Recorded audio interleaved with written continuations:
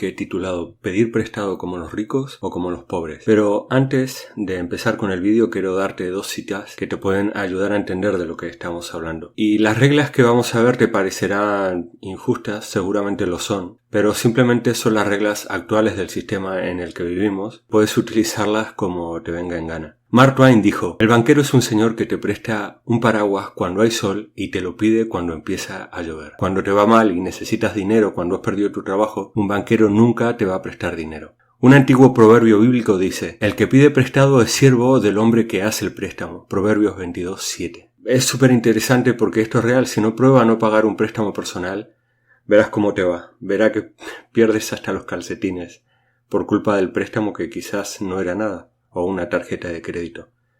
Lo leo de nuevo porque me parece importante. El que pide prestado es siervo del hombre que hace el préstamo. Una verdad como una casa. Vamos a ver cómo piden prestado dinero los ricos y los pobres y en qué lado querés estar tú. Es tu decisión. Los pobres piden préstamos de consumo y préstamos personales. El nombre ya te lo dice todo. Préstamo de consumo, para consumir. Si estás suscrito a mi boletín, el segundo correo que envío, o el tercero, no estoy seguro, habla de esto. Si eres subconsumidor o tienes mentalidad de consumidor, estás perdido, estás dentro del sistema como deudor, como pagador. Tú sostienes el sistema. Préstamos personales también te dice lo que ocurre. Tú eres responsable personalmente del préstamo. Los pobres y la clase media piden para gastar. Tal cual, para comprarse tele, un coche, las tiendas comerciales para comprar ropa, zapatos, cosas necesarias e imprescindibles en la vida, pero las compran a crédito. Los ricos piden para invertir. No siempre es así porque hay ricos que se arruinan por pedir para gastar simplemente y por pedir este tipo de créditos del consumo. Los pobres piden pequeñas cantidades de dinero. Lo más grande que piden es una hipoteca. Independientemente del país en que viva, este suele ser el préstamo más grande que piden los pobres y la clase media, o para comprarse un coche. Los pobres piden a su nombre, por eso veíamos que se llama préstamo personal. Los ricos nunca piden a su nombre. Los ricos utilizan sociedades que controlan y que pueden disolver si no pueden pagar el préstamo. Esta es buenísima, esta regla. Los ricos utilizan sociedades que controlan.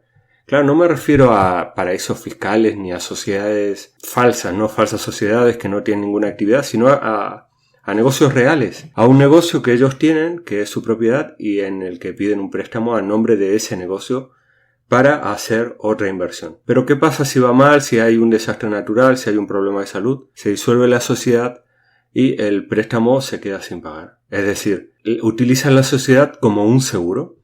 Estoy hablando de negocios reales, no de una estafa fiscal, que ese ya es otro tema.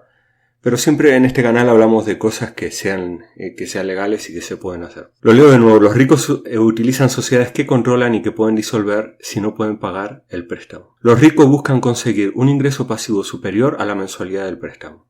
Lo contrario que hacen los pobres. Los pobres se hacen cargo de pagar por sus pasivos. Coches, teléfonos, educación privada. Sobre todo si has pedido un préstamo universitario. Claro, tú cuando pides un préstamo universitario o compras un teléfono móvil o un coche, estás adquiriendo un pasivo que hace rico a otra persona, generalmente a una persona que ya es rica, y le estás pagando intereses por tu pasivo. ¿Por qué?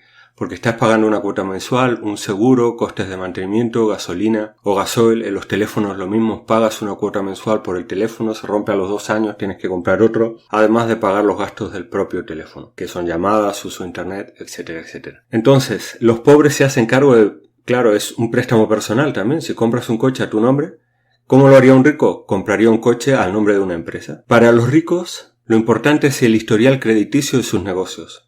Para los pobres, lo importante es el historial crediticio personal. Todo esto es súper paradójico, ¿no? Pero es así, simplemente es así. Si no has visto mi vídeo sobre el tema de sociedades, lo dejo por aquí en la descripción o aquí en alguna tarjeta en el vídeo. Y es interesante el tema de clonarse, de crear un avatar que te permita hacer negocios, que son las sociedades. Claro, cuando se piden cantidades inmensas de dinero, hablamos de cuando los bancos quiebran, por ejemplo. ¿Quiénes pagan esos préstamos? Pues todos nosotros, a través de impuestos.